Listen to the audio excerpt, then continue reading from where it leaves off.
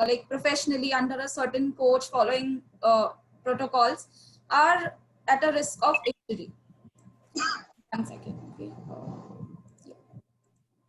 So, and also one of two runners will get a overuse injury each year. So overuse injury is something that we will be discussing in the coming slides.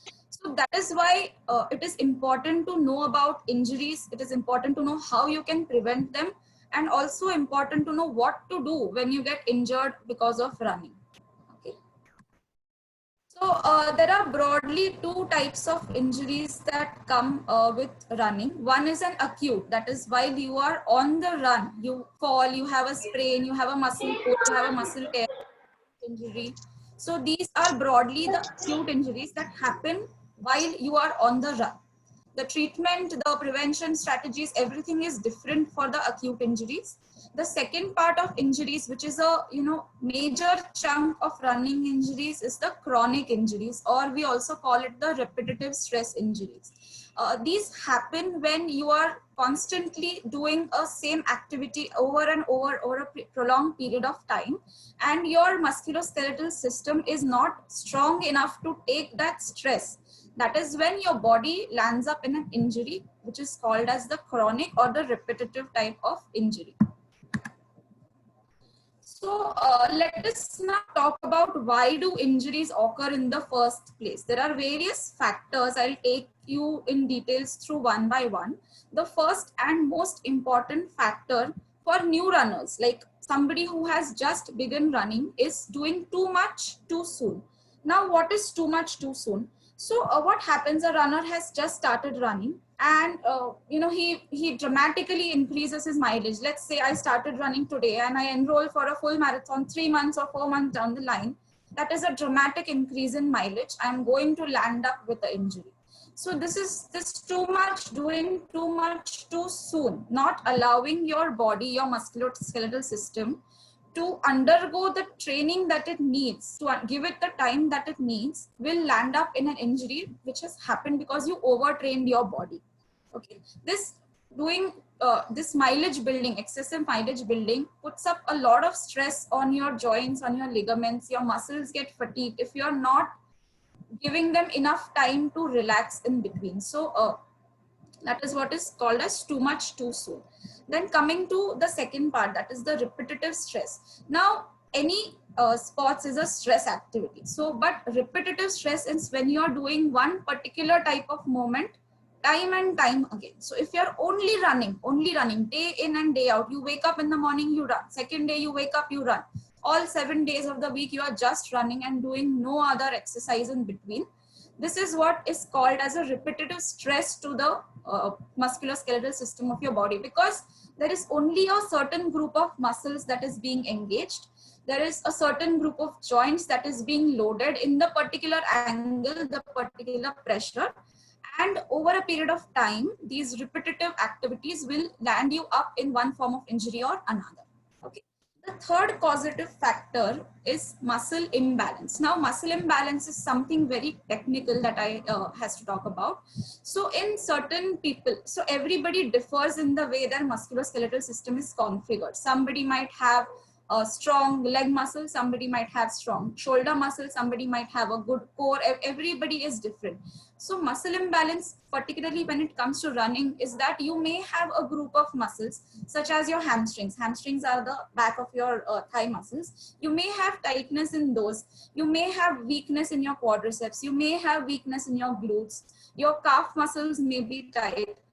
So all this leads to a very wrong dynamics in the lower limb. And if you do not address these concerns, if you do not work on your tightnesses, if you do not work on your weaknesses of musculoskeletal system, that is when you land up in a muscle imbalance. And if you continue running with this imbalance, you're more prone to get injuries of both group of muscles, even the ones that those are tightened and even the ones those are weak. Okay. Then the next one is not enough rest. Now everybody, including me and you, are guilty of this. So ideally speaking, 8 hours of sleep, rest, good quality sleep is what is required. Why sleep? Is because when you sleep, your body begins to repair itself. All the wear and tear that has happened over the day, over your activities, over your workout, sleep is the time when your body gets to recover and regenerate itself. So if you're not getting good sleep at night, sorry, somebody has a question. Okay. So about sleep, so 8 hours I understand is not ideal in these conditions, but at least 6 hours of quality sleep is the same. But because if you don't get good enough sleep, you may not find that you are injured on, just a 1 week of not sleeping, but it will happen over a period of time when your body fails to repair itself, fails to regenerate from all the wear and tear. So that is very important. Coming to the next set of factors of why do injuries occur. So poor nutrition.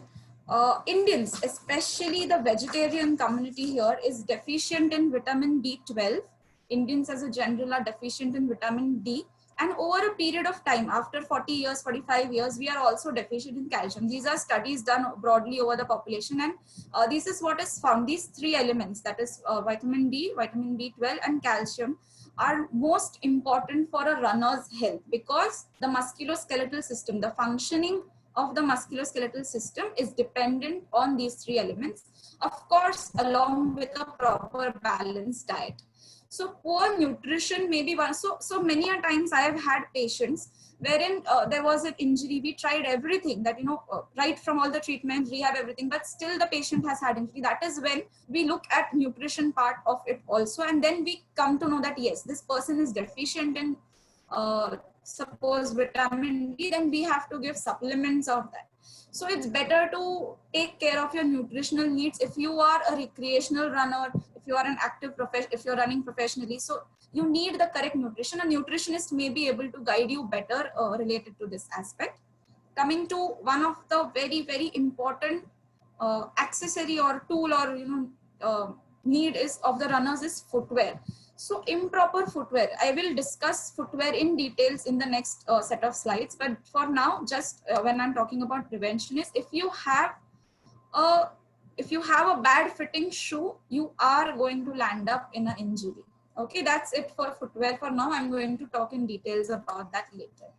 Bad running surface. Now for us living in Kalyan Dombivli, we cannot do much about it. The running surface of concrete is the worst for joints, because whenever you're running, whenever you are striking the foot, if you are not having a soft landing, if you're not landing on your midfoot, the impact which comes from the concrete, it strains your knees especially, and it's bad in the long run. So the ideal running surface is something that I would call a synthetic track, but tar roads nevertheless are also okay, but concrete is worst for running. Incorrect posture. Now, okay, so there is an ideal running posture. I come to that in my subsequent slides. But if you are not maintaining a good ergonomic posture while you are running, you are overtaxing certain muscle groups and you are underutilizing the other muscle groups. So there is an imbalance which again occurs if you are running with clenched posture. So that will also land up in injuries. So these are broadly the few reasons of why injuries occur in a runner. This is very important to understand the why, because if we know the why, we can answer the how to prevent it. Okay. So prevention is better than cure. In these times, nobody can know it better. We have no cure for COVID, but fortunately we have a cure for running injuries. Nevertheless, these cures are time consuming, they are expensive, and it may be frustrating. So why not prevent it? Okay, we have many things which we can do to prevent the injuries in the first place rather than going for a cure. So what I'll do is I'll take up each causative factor one by one and tell you how to prevent that causative factor from making you prone to injury. Okay, let's go back to slides. So the first slide here, too much too soon. Now how to prevent an injury coming from too much too soon is simple. Don't increase your mileage dramatically. Follow a good training plan. Okay, if possible, run under guidance of a coach or have some running group like us. We motivate each other, but make sure that the new runners, especially too much too soon is for new runners. The new runners do not, get burdened by social pressure or peer pressure and start building your mileages gradually. You might see that, you know, my friend can do 20 kilometers a week and I'm able to do only 10. That's completely okay. Your body is different. The friend's body is different. Give yourself time, give your musculoskeletal system time to adapt and build a mileage very gradually. So the normal rule of thumb that we follow, it's in no way a dictated protocol, but the normal rule of thumb we follow is you can increase your mileage. If you're training for a marathon, say, you can increase your mileage by 10% each week.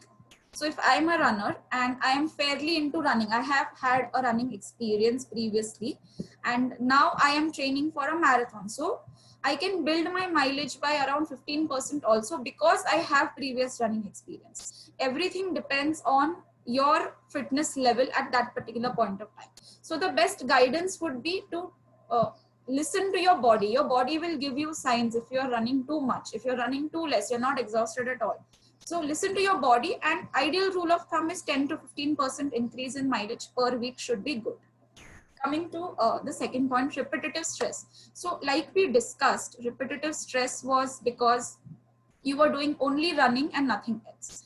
So what can be done is intersperse your week, you know, plan your week in such a way that you have around 3 to 4 runs in a week, and the rest of the days you utilize for other activities, and one day complete rest. Okay, there has to be one day of complete rest, 3 or 4 run activities, and the remaining 2 or 3 days which are there, you can use for doing cross training such as swimming, cycling. You can do Zumba, you can do yoga, you can do Pilates. It's endless, it's up to you. But why cross training is because you will engage other muscle groups of your body, you will engage other joints, you will engage your core more often, and that is how you will prevent a repetitive stress injury from occurring. The way you use your thigh muscles in running is different from the way you use your thigh muscles in swimming. It's the same group of muscles, but the activation is different. So that is why cross training is a very important part. Not all runners follow it, and which is why the injuries are very common. So in running groups, we hardly have a few % of people who are actually engaging in cross training. That is one very important aspect of it. Coming to muscle imbalance, now this is where your strength and stretch workouts come into place. Your stretching, your warm-up activities, all this is based on muscle imbalance. So follow a good warm-up routine, but it should be dynamic. Please remember, warm-ups cannot be static stretches. It's completely not logical to have a static stretch as a warm-up, because you are stretching your muscle and then you're forcing it to activate. No, it does not work that way. Dynamic warm-up could be, you do skip hops, you do flexion extension, rapid movements. All these come into dynamic. So everybody here is quite experienced in this. I need not elaborate more on that. And your cool downs should be static stretches.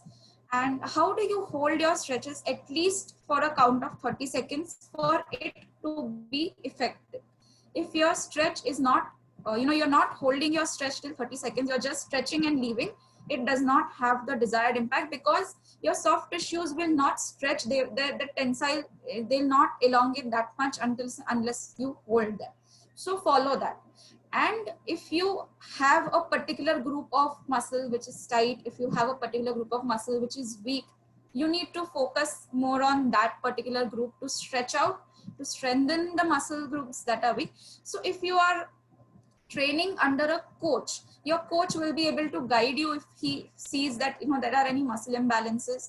Or if you have a group of runners, if you're not able to self-identify that my particular group of muscle is weak or it's tight, so your coach, your friends can identify. You can also always consult your physiotherapist for that. They will help you identify the muscle imbalances and give you target exercises to correct it. Not enough rest, simple, just take good sleep, take good time for rest. It does not only include physical rest, mental rest also plays a very important part. You can have plan a session of meditation or a relaxation. There's something called as music therapy also, so you can plan a session of listening to rejuvenating music. So basically get enough rest and take one day off completely. One day should be focused on just rest and rejuvenation in the week. Nutrition, like I explained, we have all these deficiencies which are coming up. So my advice to all the runners is, especially once a year, get your medical tests in line. So from nutrition point of view, the medical tests would be to test for vitamin D, vitamin B12, your serum calcium, and also there's something called as bone densitometry. So why bone densitometry? Because you might have a good serum calcium, that is good amount of calcium in your blood, but it might not be there in your bones. So there's something test called as bone densitometry also. And this is to be done every year. So we can know if there is any deficiency coming up, and before that deficiency leads to some problem, we can correct it, nip it in the bud basically. Also, so nutrition also depends upon your goal. So I have seen many runners that they are running to lose weight. Okay, that's a good thing. Yes, running will help you lose weight. But these people, they also do crash dieting along with running. So there are many types of crash diets. There are many fad diets. I don't want to get into that. But if your goal is losing weight, dieting is not the way to do it. You run and you take a good nutrition along with it. Otherwise, if you're depriving your body of essential nutrients, you are bound to land up not only in running injuries, but other problems as well. So consult. So if you have a particular goal of weight loss, you can always consult, speak to a doctor, speak to a nutritionist to get the right guidance of how you can do a portion control, or what nutrients to include more, what type of food to eat more. So all this can be done for nutrition. Coming to footwear, now this is something that I want to take in details. Let me explain to you how do you choose an ideal shoe. Okay, very shortly I'll explain. So choosing a shoe, before choosing a shoe, it is ideal that you take a podiatry analysis, that is analysis of your feet, or a gait analysis, that is analysis of how you run. So these two tests are easily available nowadays in various marathon expos or in branded shoe stores. So you can take one test for free if that's there. And depending on the analysis, you will have a shoe recommended to your feet. Okay. So what to look for when you are buying a shoe? First of all, it should be, you try it and see it should be comfortable. All the other factors are not going to play an importance if your shoe is not comfortable to you while running. So that is the first one. Then check the upper part of your shoe, the wherein the lace, when you're tying the lace, that part of the shoe, it should, your feet should not chafe against that, inside of that. So it should fit snugly. It should not be a loose fitting or a very tight fitting, because otherwise you will face chafing while you are running constantly. Then check for your ankle collar. The ankle collar is something which, you pull out, and I can show you here if you can see my cursor. This is the ankle collar. Okay, so that again, it helps to hold your heel in place. If the ankle collar is not good, it's not stable enough, your heel will constantly come up when you're running, and that leads to friction, and you may then land up with and then you may land up with your friction injuries also. So your ankle collar has to be a fit, it should be a snugly fit. Then the behind of the heel, where the heel is there, just the heel collar that we call it, that the upper part of the back of the shoe, that should be soft. It should not irritate your tendo Achilles. Tendo Achilles is the part just behind your heel. Okay. So it should not irritate your tendo Achilles while you're running. That should be a softer version. If it is very firm, it will irritate your TA and you will end up with some TA problems. Then for those people who have a flat feet, or you have a pronation type of run. Pronation type of run is, so normally the foot has an arch. If you keep your feet on floor, you see that most of the runners, they have an arch on the inside of the foot. So for some people who don't have this arch, or some people who while weight bearing don't have this arch, like while running, while standing, the arch flattens. These are called overpronators. For them, in the footwear, it is very, very important to have a arch support, a medial wedge or a overpronation support, because otherwise what happens, it imbalances the foot biomechanics. So when you do your gait analysis, when you do your podiatry analysis, you come to know whether you have a overpronated type of feet or you have a flat feet, and you can buy your shoe based on that. You must buy a shoe with a medial arch support. Okay. Then for those of us who have heel problems, so many of the runners, we tend to do heel strike. So when we are landing, we land on our heels, we don't land on our midfoot. That is a wrong running form, but yes, many of us do it. So for those who have heel problems, heel pains, and who are not using a midfoot strike, for them it is important that the heel part is very well cushioned. So heel, there are two things to look for in a heel. If you're looking for a mobility kind of a shoe, it gives you more flexibility, it gives you advantage while running, but it will not give you stability. So for those of us who have heel issues, we must not look for mobility shoes, we must go for stability shoes. And we should see that our heel cushion, it's, just press and see the heel. You should feel that it's a cushioning, it is not hard, because otherwise it becomes difficult to run with a heel injury if you have one. Okay. And also the toe box is something, the front of the shoe where your toes fit. So this toe box is again very important, because if there is overcrowding, like your feet are very, very tightly snug into the toe box, it's going to be, it's going to land up with some, you may lose some toenails because of that. So check that you have enough space in the toe box. You should flex your toes inside and see enough space to maneuver for the toes should be there.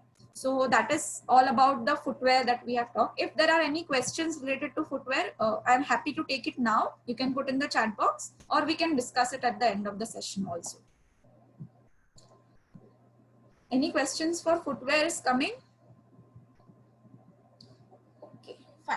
So bad running surface, we've already discussed synthetic tracks, and for us in cities where synthetic tracks are not available, ideal option is tar roads. Concrete is very bad, running on loose stones with potholes, all that is very bad.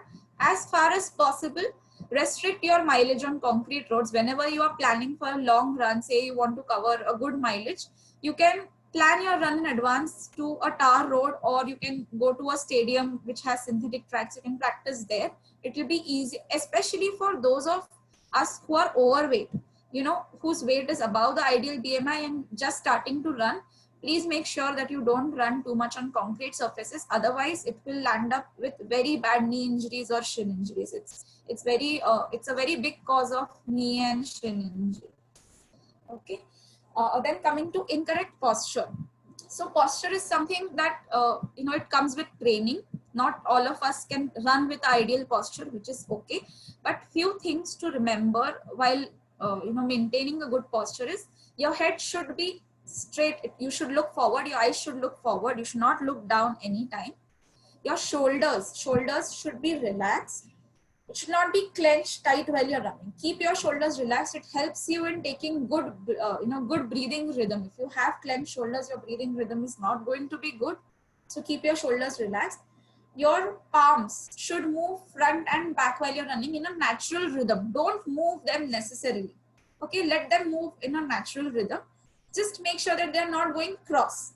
If they are going cross, there are back problems associated with it. So try as much as possible to keep it front and back. Okay. Then your torso, that is the upper part of your body. Your torso should be straight at all times, or a slight forward lean if you are a well-trained athlete. Don't start with a forward lean. If you are a newbie, you will injure your lower back very badly. So only for beginners especially, start with a straight torso. Gradually, as in how your running develops, automatically you go to a bit of a forward lean posture. So in this, you can see in this picture that I've put here, the person is at a slight forward angle. This is the ideal running posture, but it's not always advisable for newbie runners to run with a forward lean. Okay. Then when you are running, when you are taking a stride, so there is a lot of debate on stride and cadence. I don't, yeah, somebody has a question. Okay, fine. So there is a lot of debate among various, there are various schools of thought for stride. What is the ideal stride length? What is the ideal cadence? I don't want to go into that. It's a debatable topic. But the thing I will say for recreational runners, especially those who are doing it, not doing it professionally and just doing it as a mean of fitness, see to it that when you're taking strides, you are not overreaching. The more you overreach with a stride, the more stress you place on your hip joints and knee joints. So take smaller strides, land softly. Don't, bang your feet on the roads while you're running. This happens to most of us and we don't realize that we are banging our foot on the surface. But this banging is what leads to a lot of joint troubles. It will, cause chronic swelling in the joint and will impact your runs in the longer duration. So have a soft landing. Try as much as possible to land on your midfoot. This is all, ideal conditions. It's okay if it's not happening for beginners. It will come slowly. Don't stress too much on the posture part of it. Okay. So we move ahead. Now I will take you through some of the most common overuse injuries. Overuse injuries or chronic injuries are the ones which occur over a repeated period of time for runners. Okay, so I have just listed out the injuries here: pulled groin, ITB, runner's favorite, runner's knee or patellofemoral pain, shin splints, Achilles tendonitis, plantar fasciitis. Lots, many are there. These are the most common. And I'm going to take you through each one by one. I'll discuss the common, what are the symptoms and how we can tackle them just in a short 1 or 2 minutes for each one of them. Okay. So pulled groin, basically what you need to know about pulled groin is that it can happen in 2 ways. One can be acute pulled groin, when you are running and you suddenly pull your hip muscle. That can be an acute part, or it can be a chronic which has developed over a period of time. So if you can see the area of pain that I have that this picture shows, the pain basically it begins in the inside part of your hip joint. It may also be in the back. So this is quite tricky and most of us miss to recognize that this also, the back part also can be a groin pain. So if you are experiencing pain in the inner part of your thigh or the back where the area is highlighted, this could be a groin pain. So what you need, the main treatment for, all these conditions I'm going to discuss one by one, but the treatment protocols are common for few of these, which I'm going to discuss in the end. Only the treatment particular to that condition I'll be discussing now. Okay. So for iliopsoas or a pulled groin, the main treatment that we need to do is rest. Sorry, just one second. Okay. The main treatment that we need to give is rest. Icing is very, very useful in these cases. In all repetitive injuries, icing is very, very useful. Also, a lot of hip flexor stretching. Hip flexor stretching is when you stretch the inner part of your thigh. How you can do it is through a forward lunge. You can do so if we attended the morning session by Mano today, he had taken a good hip flexor stretching exercise. It's basically just doing a forward lunge, so the leg that is backwards will experience a good amount of stretch for the hip flexors. Hold the stretch for 30 seconds. Do at least 3 to 5 repetitions and then move on to the other leg. You need prolonged stretching for a pulled groin.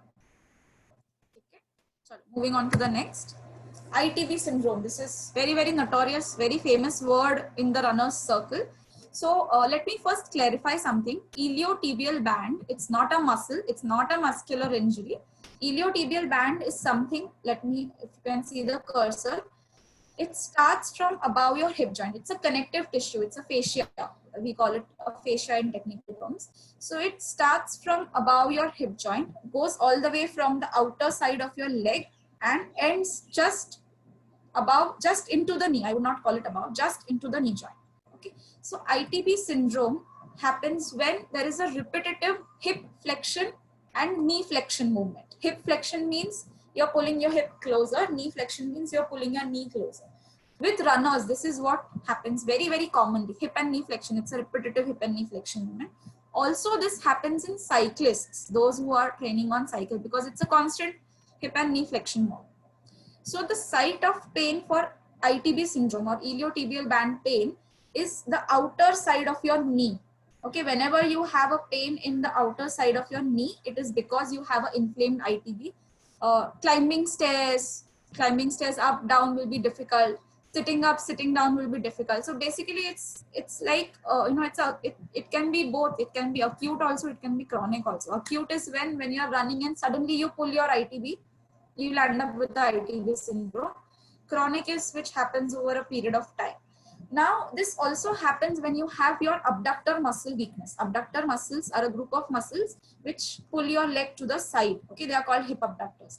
So hip abductor weakness is also responsible for this.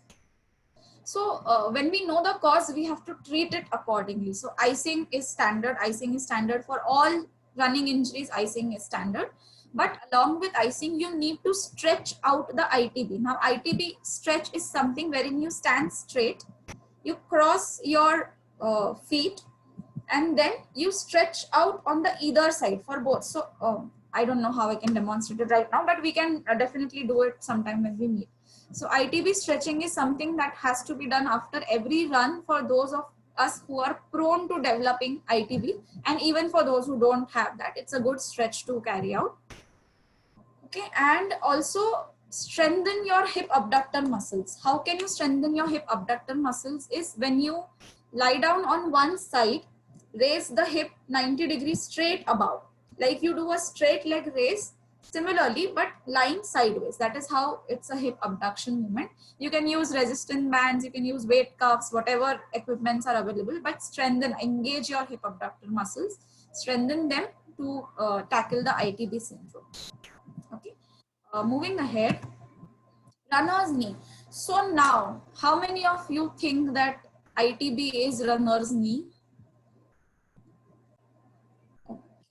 Let me clarify this. IT band is not the same as runner's knee pain. Runner's knee pain is something which happens, you have your kneecap, right? It's called the patella. So the pain which occurs behind the patella, I have marked it here. This is the patella, and the pain that occurs just behind the patella is the patellofemoral pain syndrome, or called as a runner's knee. Now, why this happens? The causes are completely different from your ITB. So naturally, the treatment is also a bit different. Okay. So the runner's knee happens when you have a tight hamstrings, a tight calf, and a weak quadriceps. These three group of muscles, when they are not working in harmony, and obviously other factors which contribute to your knee problems, causes the runner's knee syndrome. So the treatment for this, of course, icing, rest, all that, but also calf stretching, very, very important. Hamstring stretching, very, very important, and quadriceps strengthening. So these three, like we had discussed muscle imbalance, right? So that muscle imbalance has caused this runner's knee or the patellofemoral pain syndrome. So you strengthen your thigh muscles, your quadriceps muscles, and you stretch out your hamstrings, and you stretch out your glutes, the hip muscles. Sorry, calf, I'm so sorry. Stretch out the calf muscles. So that is runner's knee. Now let us differentiate. So many of us think that arey run kiya, knee pain ho gaya, it's ITB. Many of us don't know about runner's knee. So I have just kept this image to differentiate between the two syndromes. IT band syndrome is something wherein the red part you see, you have pain in the outer part of the knee joint. Okay, outer part. And runner's knee is pain that you have just behind your kneecap, just behind the kneecap. Don't confuse these two. These two are totally different. And the treatment for it is also different. So if you have runner's knee and you're going to keep stretching your IT band, you're not going to get any significant relief. Alternatively, if you have IT band and you're going to keep stretching your hamstrings, you're not going to get any significant relief. So this is important when you are self-treating. If you are going to your physio or your doctor knows well enough what that is. But when you are self-treating your problems, this is what you need to know, the difference between the two, so that you can take an informed decision about what stretches you need to do. Okay, moving ahead. Shin splints. Now shin splints is something that every runner in the initial phase must have gone through. Shin splints are very, very common. They occur both in the anterior side. Anterior side is the front of your leg. That's the shin part. This one. This is the anterior shin. And also the posterior shin. The posterior shin is something that is behind your leg. Now both of this is called as shin splints pain. The main reason for this is mileage, building too much of mileage. And the other reason is running on a concrete or an uneven surface. And the reason why this occurs is when you run, the muscles in your leg. So in leg, there are compartments of muscles. So when you're running, all these muscles, they tend to get active. They tend to become bulky. They tend to, gain those, how would you call it? So what happens basically is in that particular compartment, the tension of the muscle increases and there is not enough space for the muscle anymore that is when you get a shin splints pain. So the main treatment that we do for shin splints is foam rolling is a very good for shin splints because it will relieve all the muscle adhesions. Foam rolling is also good in other injuries. I will come to that. But especially for shin splints, foam rolling is a very good activities to break the adhesions and make enough space in the compartment again. So we all know foam rolling is good, but now you know why it is good, because it will break the adhesions and make space for your muscles to function normally again. Icing is very good for the shin splints pain. And rest. You cannot recover from shin splints if you are not resting enough. It's purely a mileage based problem. So take rest, do icing, do foam rolling, and then gradually go back to your running activities. That's about shin splints. Next is the Achilles tendinitis. Now, what is the Achilles tendon? It is the tendon that connects your calf muscle. See, this is the calf muscle. It connects your calf muscle, the gastrocnemius soleus part of it. It's a big muscle. And it connects it to your heel. This is the calcaneum bone. So your gastrocnemius soleus, and this is a tendinous part, and it's very prone to injuries in runners, especially when you are doing hill runs. So whenever you're doing hill runs, the angle in which your foot is striking is not optimum. So that is when the Achilles tendon is at its weakest and may land up in injury. So if your training consists majority of hill runs, you may land up with this problem. The solution for this is you need to rest, ice, and you also need to stretch your Achilles tendon. The stretch for Achilles tendon is a bit different from your regular calf stretching. In your Achilles tendon, you focus more on pulling the heel. So it can be similar to calf, but you pull your heel upwards rather than. So I can demonstrate it when we meet the next time for a KDR group run or something like that. So that is the Achilles tendon stretch that we do. And the last of the common injuries that is there is called a plantar fasciitis. This is again a very common. Don't confuse plantar fasciitis with a calcaneal spur. Calcaneal spur is something different. The symptoms are similar, but calcaneal spur is something when this bone, if you can see the cursor, this bone has an extra outgrowth. Okay, that is called a calcaneal. The bone develops a sharp outgrowth. Plantar fasciitis is totally different. This is the plantar fascia, the fascia that connects your heel to your foot. If you can see the white structure here, this is the plantar fascia. And plantar fasciitis pain again happens because of doing too much of repetitive hill running. And also if you run on uneven surface, when you run on uneven surface, your foot is loaded not in an optimum way, and that is when your plantar fascia gets irritated. So that is one very common cause of getting plantar fasciitis. The symptoms of plantar fasciitis are such that you cannot, especially early mornings, you cannot put your foot down without a pain. And when you start running, after the first couple of kilometers, the pain starts and then it's bad. You cannot go back from there. So the treatment for plantar fasciitis, one very important part of treatment of plantar fasciitis is your footwear modification. You need to have a cushioned insole to absorb the impact which comes from running on uneven surfaces. You need to stretch your plantar fascia. That's again a very good stretch. You can do a ice bottle stretch is something what we call it. Take a bottle, a plastic bottle, fill it with water, put it in the freezer. Once it's frozen, get it on the ground and roll your feet over that bottle like you would roll a ball. So that's a very good treatment to get relief from plantar fasciitis. And okay, coming to next. So now I'll just quickly take you through some certain treatment protocols that we follow for running injuries. First is RICE. RICE is not apna khane wala rice. It is a short form of rest, ice, compression, elevation. This is a standard protocol that is followed for all acute injuries. All acute injuries, you have to give rest, you have to apply ice on the parts. And the correct way of applying ice is the entire area should be covered in the ice pack. You do not take a cube of ice and rub it onto that. That's not going to help. So you have to cover the entire area with the ice pack for at least 7 to 8 minutes, or how much ever is your tolerance, cold tolerance, depends on that. Compression is if you are getting a swelling, when you have an acute injury and you're getting a swelling, you can apply a compression bandage. The pink rib bandage is one that you can apply. That is very helpful in controlling the swelling, and it will not allow your injury to worsen. Okay, that's very important to not allow the injury to worsen also. And elevation. Elevation is something that when you're resting, keep your foot at a level above your heart. So you can take 2 pillows and keep your foot elevated. So it helps in the draining of the pain producing substances, the swelling which is there, it's drained easily, and it helps in faster recovery. So this is the RICE protocol. Okay. This is the acute phase of the treatment. Coming to chronic injuries, when you have a chronic injury, repetitive stress injury, what type of treatment options do you have? So one of the most common treatment, if you go to a physio clinic, one of the most common treatment given to you will be an ultrasound. Ultrasound is using the sound wave frequency or therapeutic frequency of the sound waves, and using that frequency to heal the injured part. So it speeds up the healing process faster. So that is one ultrasound treatment. Your physio will also take you through a series of rehabilitation exercises. Rehabilitation exercises are different from the workout regimens that we usually see. The workout regimens are structured considering that you are already fit and injury free.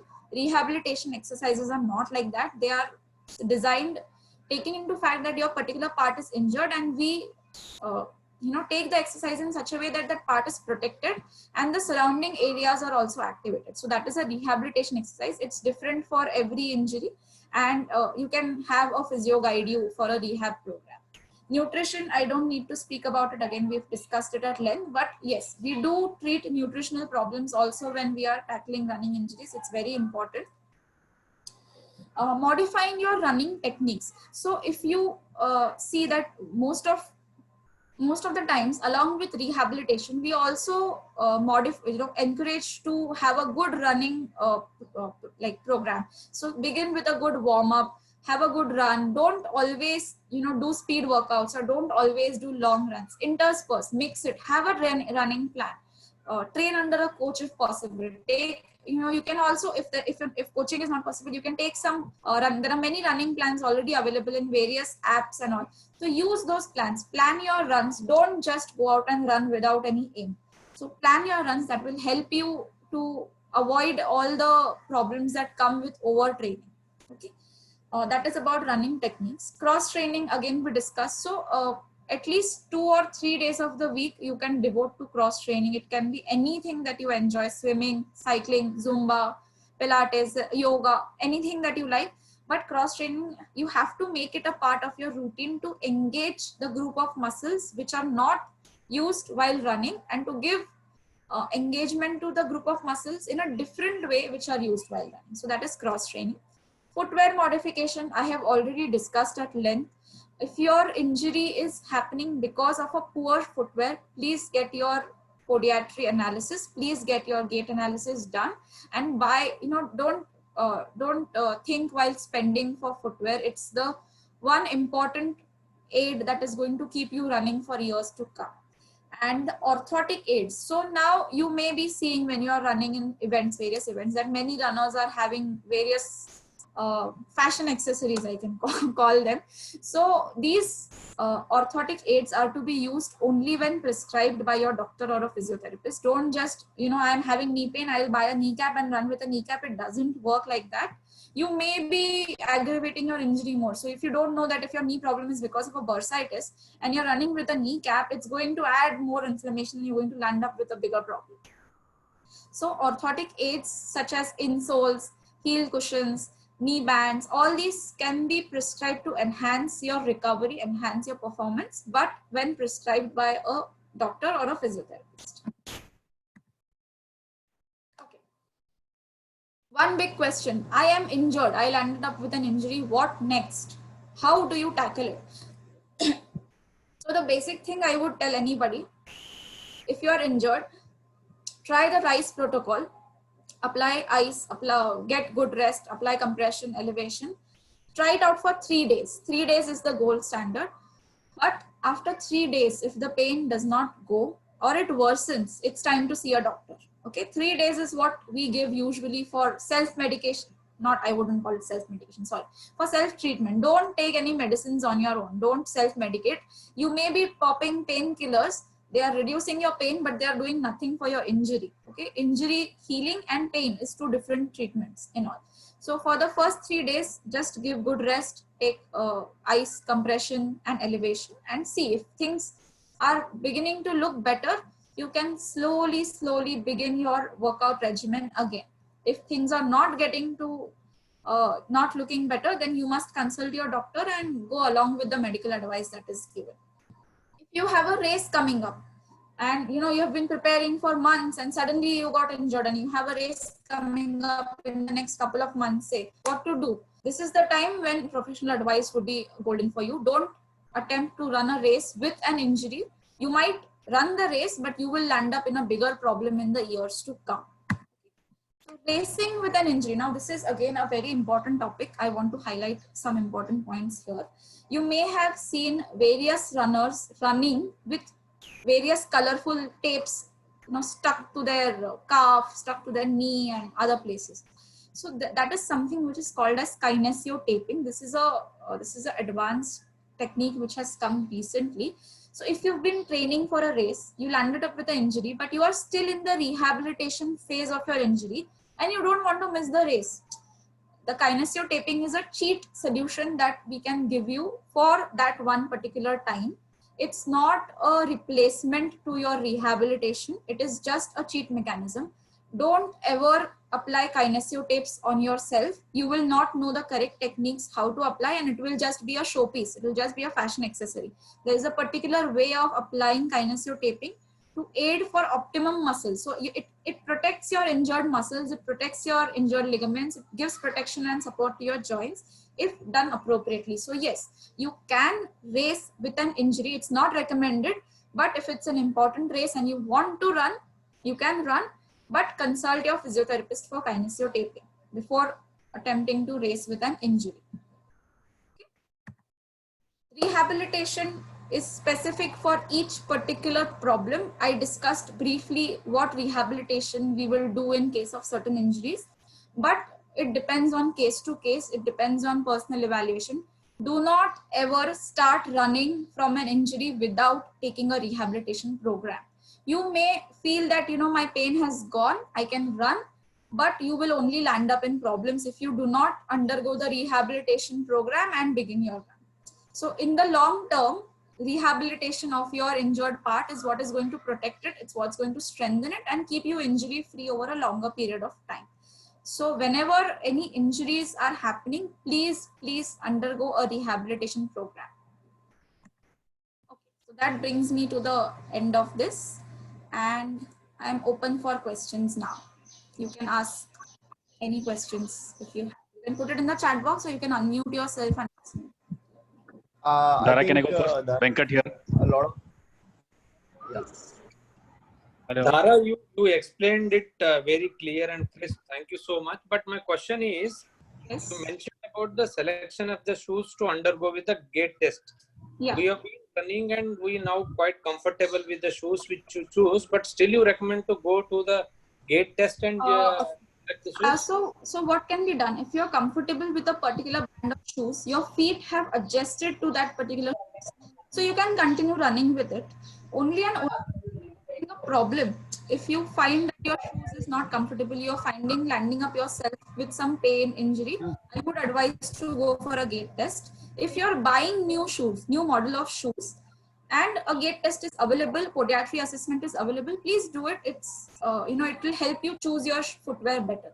But you can continue using your footwear currently. What you have no problems at all with it.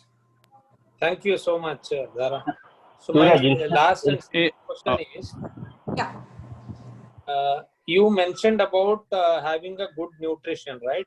Yeah. So people like vegetarians like me, do you suggest to have a proteins to take?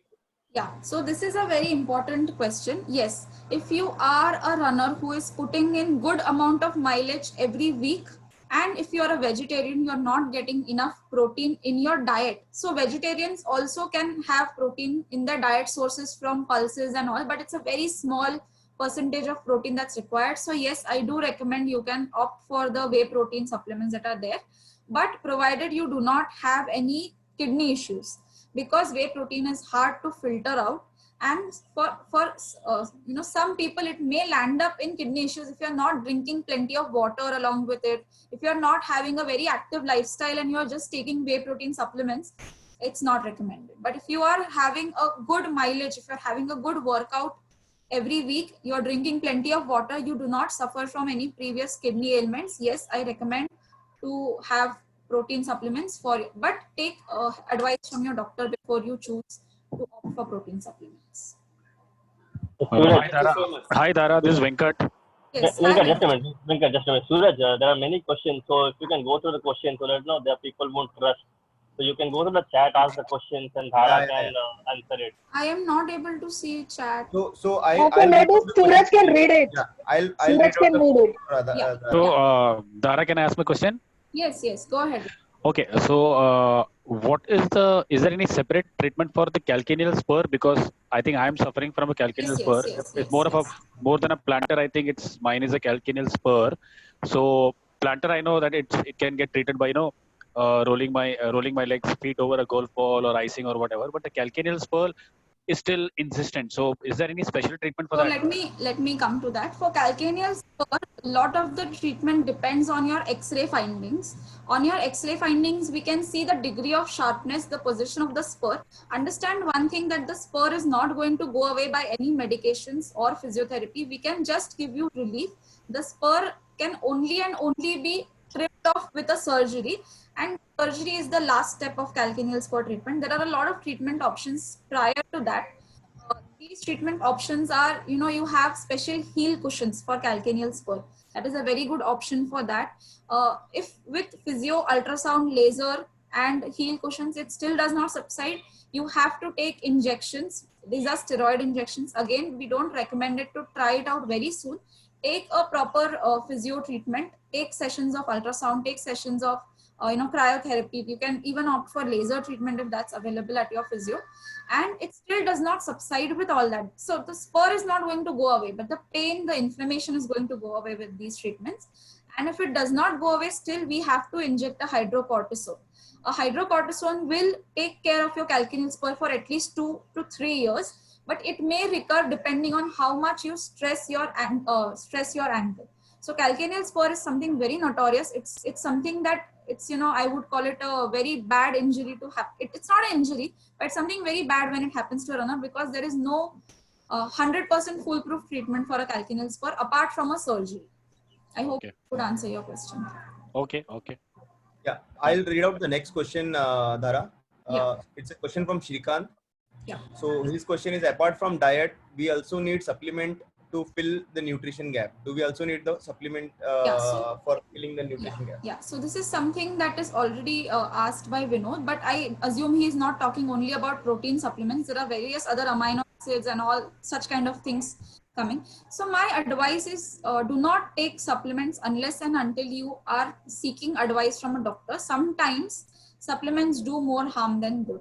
So yes, supplements are needed if you are suffering from some particular deficiencies. Yes, we do give calcium supplements, we do give vitamin supplements also, but you must first know that you need it. People might feel that, I'm running, let me just pop a vitamin pill. No, it does not work that way. You may land up in trouble. So if you feel that your nutrition is not good enough, first step would be to consult a nutritionist, go for the recommended tests, and yes, if there are deficiencies found, try and incorporate a good diet, but along with the supplements if prescribed by the nutritionist. I do not recommend supplements other than protein to be taken without a nutritionist or a doctor's prescription. So the next question is, the next question is from Pratik, that considering the COVID situation, too much too soon will also be applicable to normal runners and not just new runners. Is it true? Okay, so this is a very good question, Pratik. So too much too soon is for beginners who have not had any running experience, day one of running, and somebody who has run marathons and coming back to running after a break. This is two different spectrum altogether. For somebody like Pratik who has run marathons, his musculoskeletal system is adapted to running, and he may take a faster approach for mileage after the COVID situation, after the 3 or 4 months gap. But somebody who is running for the first time and he started running as a new activity, for them too much too soon is applicable. I I made it clear in the presentation, but let me again reinstate that. Too much too soon is specifically for beginners. For those who have been doing marathons, if you come after a break of 3-4 months of an injury, you can build your mileage, but don't exceed the limit. So if you're doing say 20 kilometers in this week, don't go and do 60 kilometers in the next week. Take a gradual increase. Yeah, the next question is from Akash. How to Yes. recover muscle loss? Are there any supplements for muscle loss? Yeah, so muscle loss, yes, muscle loss happens when you are running, but you're not doing sufficient strength training. That is what we discussed in the muscle imbalance part of this session. So to prevent muscle loss, first thing I would say is maintain your protein intake. You should have a good protein. So many of the runners, we see that post workout, it's recommended that you have a protein breakfast, like meal, something in your meal that has a protein component in the next half an hour after you finish your run, so that your body is good and ready for the protein uptake. That is one, maintain your diet. Coming to supplements, again, if you are actually facing muscle loss and you need protein supplements, yes, go for it. You can take the whey protein supplements that come, and add strength training to your program. Never skip on strength training. Strength training is something that will not only maintain your muscle mass, if done in a good way, it will also help you build muscle mass, which, it goes hand in hand with running. You cannot just run. It will definitely lead a lot of muscle loss in there. मेरा question है my question. Yes, Amit. Hey, yeah, Amit, I'll just yeah. One question. Dhara, Yes. what is the right time to have protein during day? Okay. So the right time when the body is ready to absorb proteins is after your workout. There is a window. There's a golden window of half an hour. That is the time when your body's metabolism is, it's boosted. Your digestive systems are active because of all the blood supply that's happening, and they are ready to take more nutrition out of any meal that you have. So the ideal time to take a protein shake or, have eggs or anything would be post your workout. Immediately post your workout in the 30 minutes window. Okay, there's the next question, which is, will body weight lead to injury? Yes. So this is a good question. For those of us who have a higher BMI, are more prone to injuries when you do not follow all the correct techniques that we just discussed. You must not run on hard surfaces. That's very, very important for those who have higher BMI on the higher side. You must have cushioning in your shoes. You cannot run with minimalistic shoes because it's not going to help and it's not going to protect your joints. You must opt for the shoes with stability and cushioning. Also, for those who have BMI on the higher side, I would advise that do not run too much, incorporate some cross training, and because otherwise what is going to happen is you're going to strain your joints too much. For the body weight, for those who have body weight on the higher side, the problem is not of muscle injury but of joint problems. So you need to protect your joints, and as a precaution, after every run, you can have a cold water bath to protect your joints, because after every run there's some micro inflammation that is coming up. So you can have a cold water bath post your every run to help keep that in check. So you have to protect your joints basically. The next question is again from Pratik. Is the bone densitometry affected by age? Yes, bone densitometry is the so it's called a DEXA score. And as you age, your bones tend to lose calcium. Also in women, especially post-menopausal age women, I would say around 45 to 50 and above, that is when there is a lot of calcium loss that is happening because of all the hormonal changes also. So yes, bone densitometry is affected with age. The way that you cannot completely halt the process of losing calcium from your body, but you can slow it down. It's a normal aging process. The more you age, the more your bones are going to become brittle. But how you can slow down the process is by having good nutrition and good loading of the joints. So let me explain this concept of loading of the joints. All weight bearing activities that we do is what causes joint loading. When done in correct way, it will cause enough stress on the bones to help more calcium come and deposit on the bones. So that is a joint loading activity which can be done to maintain your calcium balance. Okay. Okay. The next question is how to identify if weight loss is a muscle loss or fat loss. Yes, Pratik. There was an extension to that question. So when I went for the bone density checking, they told me that for below 30 years of age, the numbers may not be accurate. How true is this? So there are two types in which we find out bone densitometry. You must have had a test wherein they held a probe to your shin bone and they took out your T and Z scores, right? That is the type of test you had? Yes. Yeah. So that is not very accurate. One second. So that is the type of test which is done in the OPD setting. It may not be very accurate. The more so in that test, if you come up with a low T and Z score, what can be recommended is that you take a DEXA scan. DEXA scan is something which is an advanced version of this bone densitometry test. It is done by recommendation of your doctor. And if you have really low bone densitometry score in the preliminary test, you are advised to take a DEXA scan test to confirm it. And if found that your bones are brittle, you need to start with calcium therapy post that. Any problem? Yeah, Dhara, the next question is how to identify if weight loss is muscle loss or fat loss. So this is a very good question again. The confirmation, just give me 1 second, sorry. Yeah, so the confirmation of fat loss and muscle loss and everything comes from your body densitometry analysis. That's a machine that is available at probably your physio or a doctor. They take a body densitometry scan and you get a report of all your values of muscle, fat percentage of your body and everything. But if you want to also know by yourself, just take a judgment, just a rough judgment of whether you are losing fat or you are losing muscle, is just see if you are getting tone developed on your body. So if you are losing weight, but your muscles are not getting toned, it means that it's a muscle loss. But if you are losing weight and you're starting to see a tone, like a structured, start seeing cuts on your muscles, all this, then it's a fat loss. I hope that's a general differentiation that's clear. But for a detailed confirmation, you need to take a bone, not bone densitometry. Can I add to it, Dhara? Yes, please. So what I normally do and what could benefit others as well, I do it daily. It might not be possible for everyone to do daily, but I have been keeping a track of my inches, centimeter wise, my weight and my inches gain loss on a daily basis. So I keep track of those in an Excel sheet. And like I mentioned to you 2 days back, I have a 1 centimeter loss in my waist. So that gives you an idea, whether it's a weight loss or a muscle loss. So there has been time when I have lost weight, but my waist centimeters or the inches are still the same. So that's basically my muscle loss, not my the fat loss.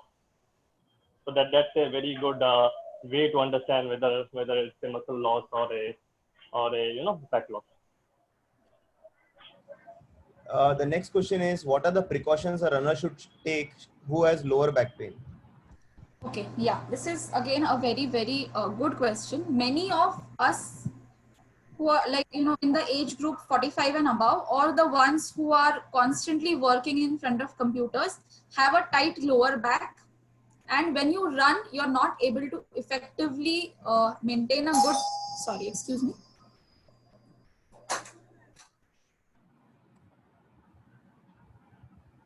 Yeah, there was somebody at home. So yeah, about the lower back. So we are not able to maintain a good ergonomic posture if we have a tight lower back while running.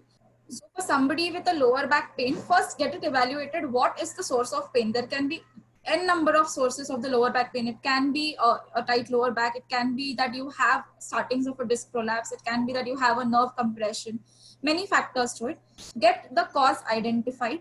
Once the cause is identified, there are treatment protocols depending on the particular cause, and you will be then able to, your physio or your doctor will be able to tell you whether you can continue running or you need to take a break and focus on your lower back injury or rehabilitation first. So, but it depends on case to case. If it's a general lower back that, you are getting a tight back while running, just do a lot of lower back stretches. So how to do lower back stretches is like in yoga, we have this pose called as, what do you call it? I don't recollect the name, but wherein you stretch your, okay, it's called Pavan Muktasana. That is one. And the Cobra pose, the Bhujangasana is the another one, wherein you can have a good back stretch. Also, cat and camel exercise. Cat and camel exercise is something where you are on your all fours, that is your hand and your knees, and you arch your lower back and you like a camel's hump and a cat's arch. So that's again a very, you can Google it, cat and camel exercise. That's a good exercise for lower back pain. But if the pain is severe, consult, find out, identify the cause, treat it, and then run. Okay. The next question is that how to prevent calf injuries. Calf injuries. Okay. So calf injuries mostly happen in acute phase. You get a calf pull many a times, or you start getting cramped up. Is that the kind of injury that you're talking about? The question is from Aditya. Aditya, can you give some details? Aditya? Okay. So for calf injuries, mostly it happens in the acute phase. There are calf strains and tears. There is so the way to take care, way to prevent is first for cramp. If you're suffering from cramps type of a problem, keep hydrating yourself on the run. Take electrolytes, take good electrolytes on the run. You can have, even if you're doing a longer distance run, you can also intake salt. You can take intake jaggery, longer mileages. Hello. Yeah. Yes. Tell me. Sorry. Which bola? No. So she wanted to know about what kind of injuries you are referring to. Actually, I have what we call excess BMI and heavy weight also. So due to that, also calf injury incurred. So see, Aditya, calf injuries, we have to identify, like one, you might be talking about a posterior shin splint. I had explained in my slide. If you want, I can go there again. Okay. So if this is the type of pain that you get over a period of time, like you are running and the pain has slowly developed, that type of a pain, if you're getting, it's a shin splint type of pain. And if you're talking about an acute calf injury, like you are running and your calf has started to give you problems, so the treatment, the prevention precautions, both is different. So what type are you looking for? Actually, calf injury.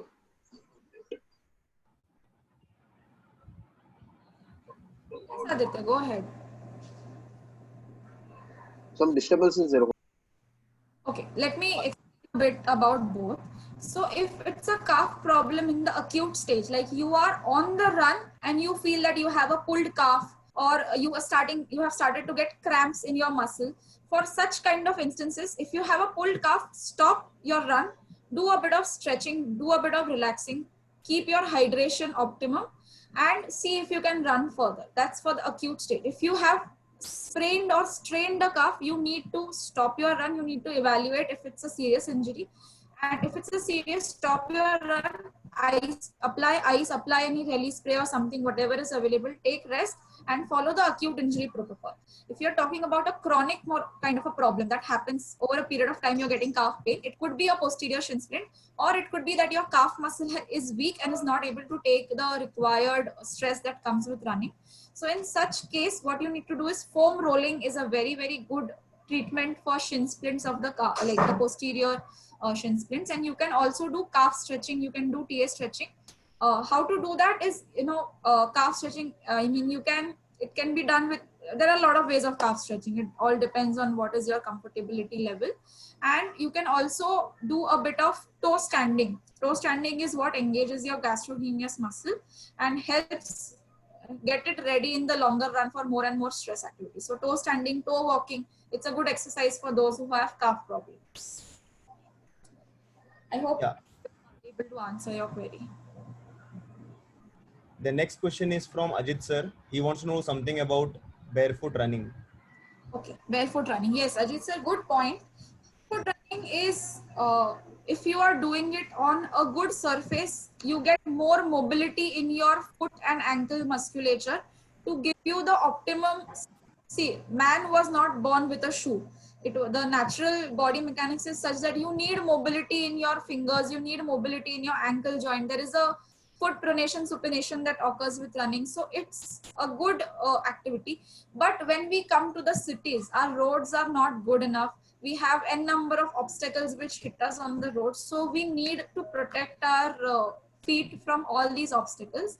And for somebody who has joint problems, hip problem, knee problem, for them I do not advise barefoot running. But yes, if you are a fit runner and if you do not have any obstacles on your surface, you can go for barefoot running. It's a natural body's biomechanics and it will give you optimum performance because of all the movements, the pronation, supination. It allows for pronation, supination of the foot. It allows for flexion, extension of the foot and good optimum running response.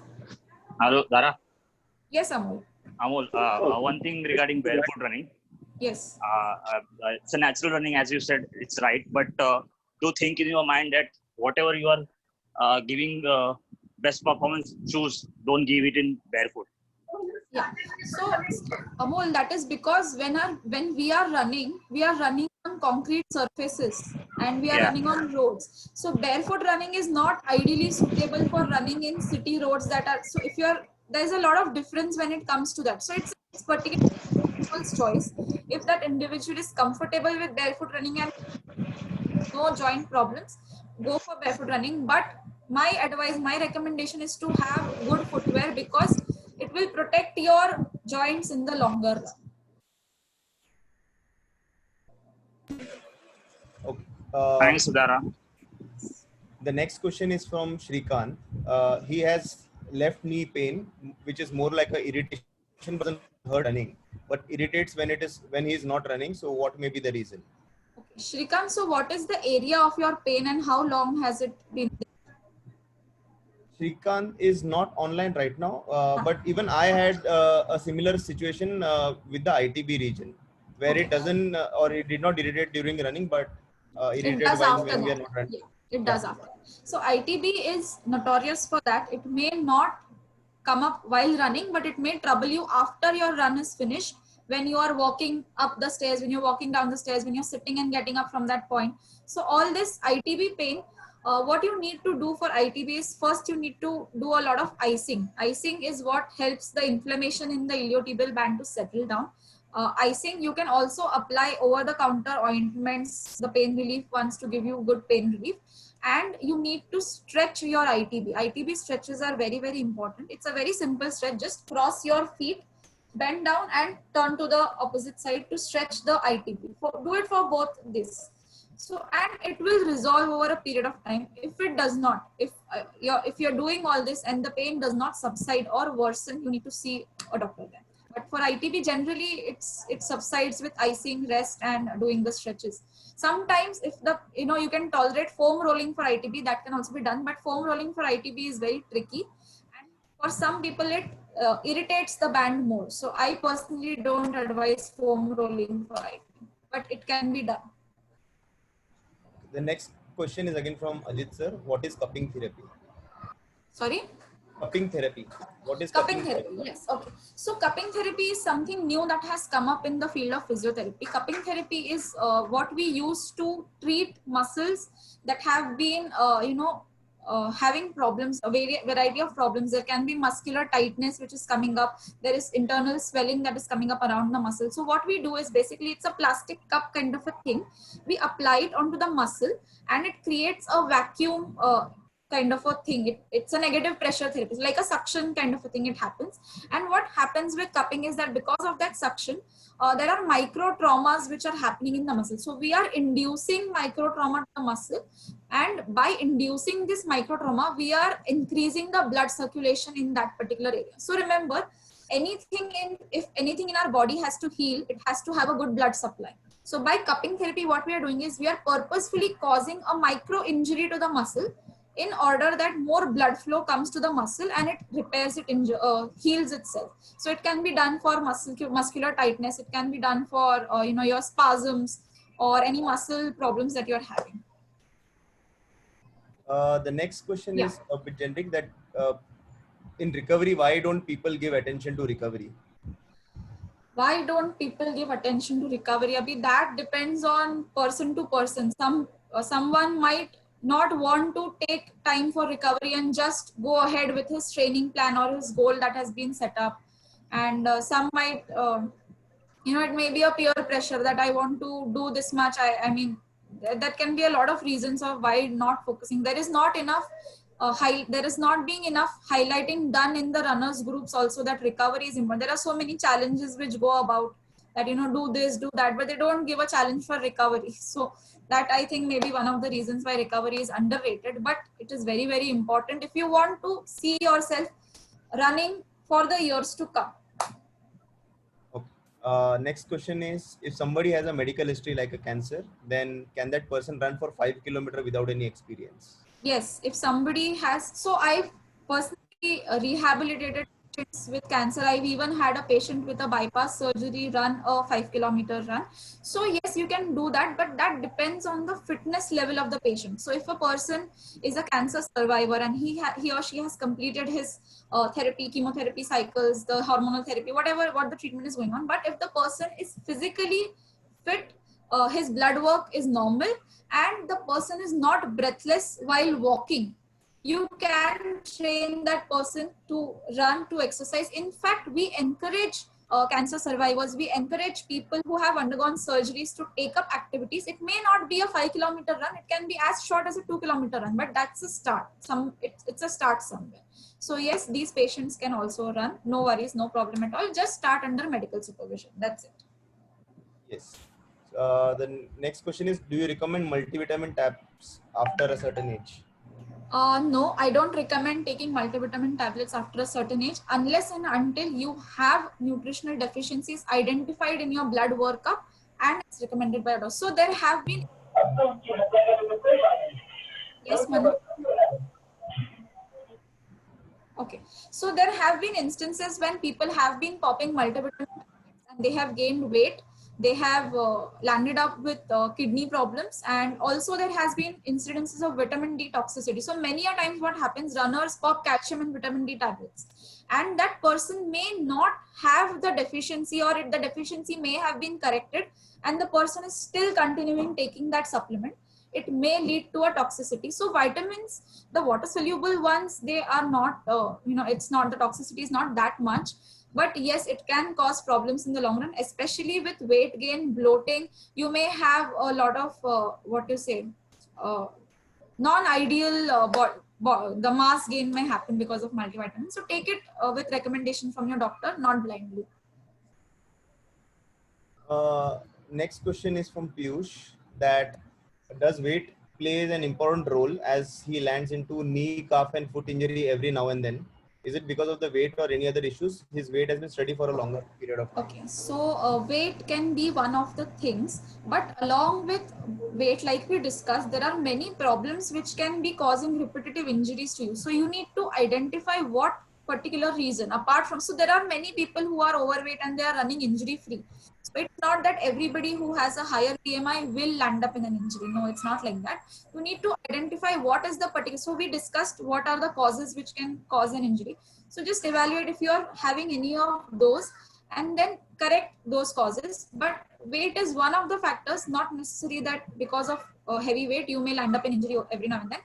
I think personally it's more likely that he's following some incorrect technique, does not have a proper footwear, or has some nutritional deficiencies, or is having a lot of lack of recovery time or something like that. That may be the cause of repetitive landing up in injuries.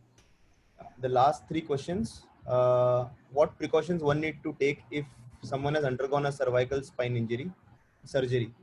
Okay, so it depends on what type of surgery it was. If it was a posterior fixation, if there are any implants there, or if it was a discectomy, a lot of it depends on what type of surgery it was. If you are having a cervical spine injury and you are rehabilitating, your physio will have given you a rehabilitation protocol first. So follow that first. Don't, don't make haste into running. You will, cervical spine is a very sensitive area, and we might think that, we don't use our neck too much while running, but that's not the case. When the neck stays upright for a long period of time, it is repetitively stressed, the weight bearing that happens. So take necessary time for rehabilitation as per the physiotherapy suggestions. And after that, you may start running, but see to it that your shoulders are relaxed at all times. Never clench your shoulders if you have cervical spine problem. It will lead to tightness of the trapezius muscle, and the trapezius muscle may contribute again to your cervical problems which are there. So yes, you can run after a cervical spine injury, provided the type of injury is known, the implant status is known. and you have taken a proper rehabilitation protocol. The next one is how to prevent injuries from trail running. From trail running. Okay. So for trail running, you must understand that you, as a beginner, you must not attempt trail running because your musculoskeletal system is not that adapted to absorb the shocks that come with landing on trails. The trails are uneven. So you may attempt your trail running after you are a seasoned runner. Say you've been running constantly for 6 months to a year. After that, only attempt that. Otherwise, you will land up in an injury for sure. It may be a small acute injury. It may lead to chronic injuries also. The second thing, when you are running for trails, see to it that you have proper shoes, trail running shoes. You can also use your normal running shoes. No need to go for other. But don't run barefoot on trails. Some like to, but my personal advice is never to run barefoot on trails. And when you are landing, see to it that you have a stability when you are landing. Otherwise, what happens? You land and you either overpronate or oversupinate, and it may lead to a sprain again. So you have to have a stability while landing. So focus, when you're running on trails, focus more on the technique rather than on the pace. That would help with trail running. The last one, that how about icing by merging legs into chilled water if icing is directly not possible or is difficult to do? Okay. So icing depends on the area of injury. If you have plantar fasciitis or if you have a heel pain, yes, by all means go and immerse your legs in a bucket of ice water. But if you have knee or if you have any other area, you cannot expect that by immersing your legs in a bucket of ice water, it's going to have any impact on the site of pain. So the bucket can be used, but only for the heel, plantar fasciitis and spur problems, not otherwise. Yeah, that's it. It's all the questions have been written. Are there any further questions? Anyone? Okay, Dhara, I have a question. Yes. Recently, while attending few yoga sessions, generally I don't end up doing yoga because of this lockdown period. I have not been doing activity regularly. So during yoga session, while I was sitting in Vajrasan, okay, while I sit for Vajrasan, okay, when I bend my knee, there is on my left leg, there is near the knee, there is a lot of pain as I bend. So should I continue sitting in Vajrasan or should I stop, Okay. So for right now, you must stop sitting in Vajrasan. If you're getting pain when you're sitting in Vajrasan in the knee, it's most probably that you are having something compressed in your knee joint. When you're sitting, something is being compressed. It could be a meniscal compression. It could be a bursa compression that's happening that's causing to your pain. So I would not advise to sit in Vajrasan for now. You can do some alternative asana which can be suggested by your yoga instructor. But we need to evaluate why this is happening. Once we identify the cause, it can be treated and then you can once we know the cause and we tackle it. But for now, please avoid. Thank you so much. Any other questions? Amit, you had unmuted yourself. Anything? No, nothing. Thanks. Okay. Okay. Thank you all. Thank you so much. Thank you. Thank you, Dara, for taking all the Please share recording. I'll share the recording. Doctor, thank you. Dr. Dara, thank you so much. Thank you, Dhara. It was my pleasure. It was my pleasure. Thank you, doctor. Thank you, Dr. Dara. Thanks, Dhara. Bye. Thank you so much. Thank you. Thank you. Thank you. If you have any personal queries, you can always, I'm reachable on WhatsApp. No problem. Right, last question. Okay, doctor. Yes, sir. When are we doing the cooking session? Is a question by Ajit sir. Yes, sir. Boliye. Sorry? When is the cooking session? Session. No, today is rest session. Sunday आराम. Today only खिचड़ी. हमारे लिए. आपके लिए lockdown खत्म होते ही. Okay, चलो, perfect. खत्म होते ही. Yes. Okay. Thank you very much. All right. Thanks a lot, guys. Thank you. Suraj, take a photo. Doctor, thank you, doctor. Yes. Photo, everyone. Photo is our motto. Photo is our motto. Amol is coming. अरे अमोल लवकर रे हात दुखायला लागला. Workout करने लगे बीच में. Photo पाड़े जाओगे. Photo is our motto. Amol किधर है? अरे आलो. कुठे? अमोल दूध पी रहा है. सैफ अली खान लवकर ये बाबा. Done. Thank you. Thanks, guys. Nice to see all of you. Bye bye. Thank you. Bye. Good night. Good night. Shabba khair.